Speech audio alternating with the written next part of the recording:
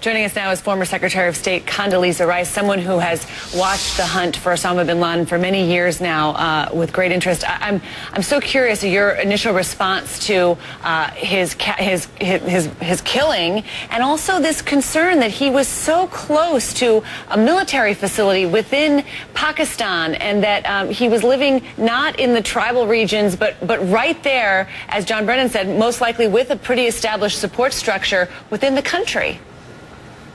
Well, first of all, it was an extraordinary moment and very gratifying. It is a moment when we need to celebrate what our intelligence and military have achieved. This is something that started a long time ago, and they clearly really achieved something very special here. And to President Obama and his team for finally bringing this chapter to a close. But yes, I was surprised at where he was found. I think we all believed he was in the tribal areas between Afghanistan and Pakistan.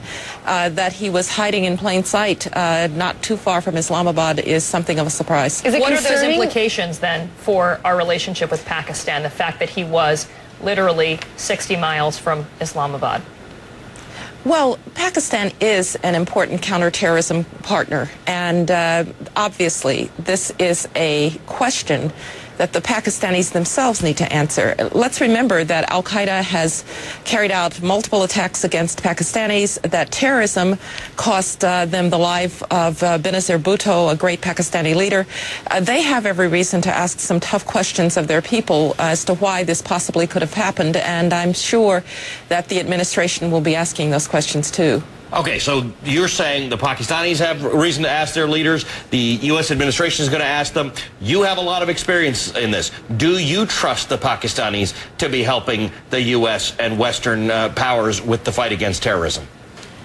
Well, we have captured many al-Qaeda operatives in Pakistan, including Khalid Sheikh Mohammed. So Pakistan has been a cooperating counterterrorism partner.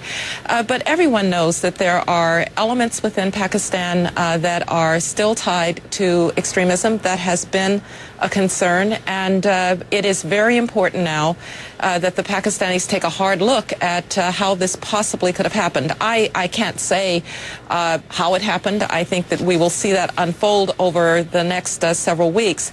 But Pakistan is an important partner. We have to continue to remember that. It's a troubled state. We have to continue to remember that.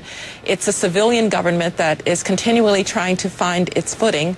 But this is a time when Pakistan has got to look in the mirror and ask some hard questions. Secretary, it's been many years of intelligence that all the pieces pulled together led to this moment. Do you think in any way this is a vindication of the strategies, the interrogation strategies of your administration?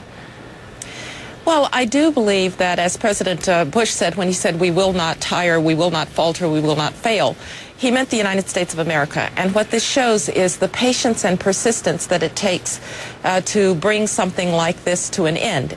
Obviously, the information gleaned from people that we picked up, people who were al-Qaeda's field generals like Khalid Sheikh Mohammed and al-Libi and others, it was important. But it was also important that President Bush put in place counterterrorism strategies and policies, efforts that the military and intelligence have been making over the years to work together better.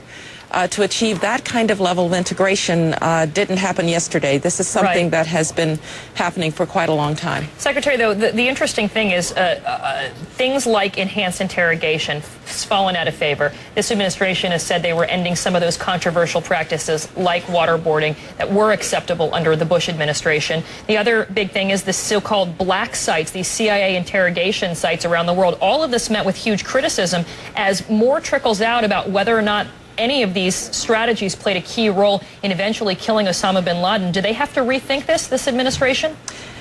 Well, we all have to realize that the war on terror, the fight against terrorists, is a tough fight, and the key is information. Now, let's remember that in the early days, we knew very little about how al-Qaeda operated, and the roundup of their field generals like Khalid Sheikh Mohammed led us not just to learn that there was a courier. I remember when we learned that there was a courier who might be a link to Osama bin Laden, but we also, from those people, learned about the structure of al-Qaeda, unfolding plot lines. It was important. We also have to remember that it was President Bush who brought Khalid Sheikh Mohammed into the open at Guantanamo, who told the American people that he was bringing him there. And so many of these efforts that we made early on evolved during the Bush administration. Secretary Rice, thank you for joining us with us. Secretary Condoleezza Rice, former Secretary of State, former National Security Advisor for the United States. Good to see you this morning. Thank you. Condoleezza Rice was President Bush's national security advisor on 9/11, later served as his Secretary of State. Secretary Rice, it's good morning. Nice to see you. Good morning. Nice to see you too, Matt. Let's start where we just left off in that piece, these enhanced interrogation techniques. Some former administration officials are now connecting the dots between those techniques and the information that eventually led to the killing of Osama bin Laden. Do you feel those dots can be connected? Well, what you see here, Matt, is that the United States, over many years and 2 presidencies, pieced together the information of how to get to Osama bin Laden. Obviously, information gleaned in that effort by our intelligence people contributed to this. But this is a bigger picture. It's a picture of intelligence and military learning to work together in the way that allowed the Joint Special Operations Command to do what they did. It means that our intelligence people were able, over a significant period of time, to bring together all of these threads, and it really is a tremendous victory for our intelligence people, for our military, and really for the 2 presidencies. I remember President Bush saying, you know, we will not tire, we will not falter, we will not fail. That was on behalf of the United States, and President Obama and his team are to be congratulated on finally bringing this terrible chapter to an end. Let me ask you about where he was found, Secretary Rice. I mean, it wasn't in the mountainous region between Pakistan and Afghanistan. It wasn't in some kind of primitive cave. It was an upscale neighborhood about 35 miles from the capital of Pakistan, very close to a prestigious military academy. It was in a walled compound that by its very size and design should have called attention to it. So in your mind, do you think that some of the people we call partners in the war on terrorism in Pakistan actually knew he was there?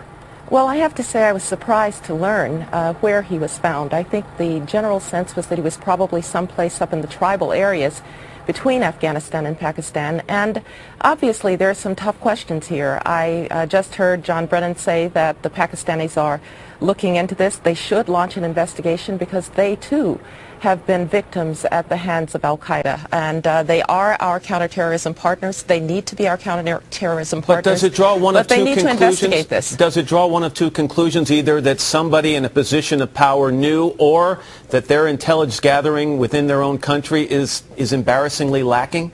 Well, Matt, I think it's best to step back, let the smoke clear here, and let's really take a hard look at what happened. I'm quite certain that the administration, along with the Pakistanis, wants to understand why Osama bin Laden could be so close to Islamabad, really in plain sight.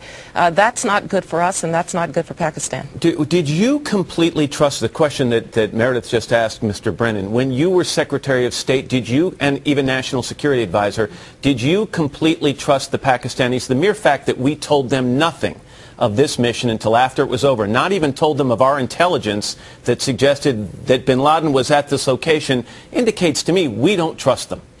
Well, a mission of this kind has to operate in absolute secrecy, and I'm not surprised that foreign governments were not brought into to the circle about this.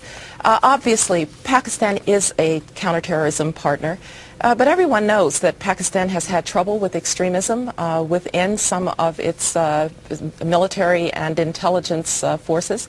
President Musharraf, all the way back in 2001, 2002, launched a kind of reform, even purge of some of those institutions. So it's no secret that there have been some sympathizers within those institutions, and frankly, I'm not surprised. It's always a delicate matter with Pakistan as to how much information really is warranted and how much information will be protected. But I take the President at his word. I take Secretary Clinton at her word that the Pakistanis were very important in cooperating on this mission. Former Secretary of State Condoleezza Rice. Madam Secretary, it's always nice to see you. Thank you very much for your time this morning. Nice to see you too, Matt.